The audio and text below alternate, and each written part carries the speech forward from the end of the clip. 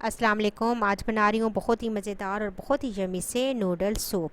तो किस तरीके से ये नूडल सूप तैयार करूँगी इस वीडियो में बताऊँगी, तो वीडियो को फुल वॉच कीजिएगा। वीडियो पसंद आई तो ज़रूर लाइक कीजिएगा और मुझे अपना फीडबैक देना मत भूलिएगा। तो आइए रेसिपी देखते हैं।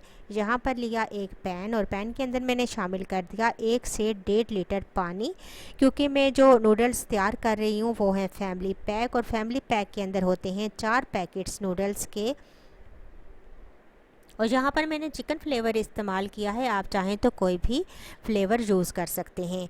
तो पानी के बॉईल होने का इंतज़ार करेंगे। जैसे ही पानी में बॉईल आना शुरू हो जाएगा तो बस इसके अंदर हम शामिल कर देंगे कुछ वेजिटेबल्स, जिसके अंदर मैंने शामिल किया है गाजर, शिमला मिर्च, आलू हैं और ग्रीन ऑनियन का ग्रीन पार्ट है। ये तमाम वेजिटेबल्स पानी के अंदर डाल देंगे और वेजिटेबल्स को अच्छा सा फ्लेवर देने के लिए यहाँ पर मैं चिकन क्यूब का इस्तेमाल करूँगी। तो चिकन क्यूब को खोलकर हम वेजिटेबल्स के अंदर शामिल कर देंगे। तो बस जैसे ही बॉईल आना शुरू हो जाएगा तो पैकेट के अंदर मौजूद तमाम चिकन फ्लेवर के साशे में इसके पानी के अंदर शामिल कर दूँगी। और बस ये साशे शामिल करने के बाद थोड़ी सी देर के लिए मैं इसे ढक कर रख दूँगी ताकि हमारी वेजिटेबल्स हाफ़ डन हो जाएं। तो जैसे ही हाफ़ डन हो जाएंगी तो इसके अंदर नूडल्स शामिल कर देंगे। तो नूडल्स हमारे ये तकरीबन 2 से 3 मिनट में तैयार हो जाते हैं।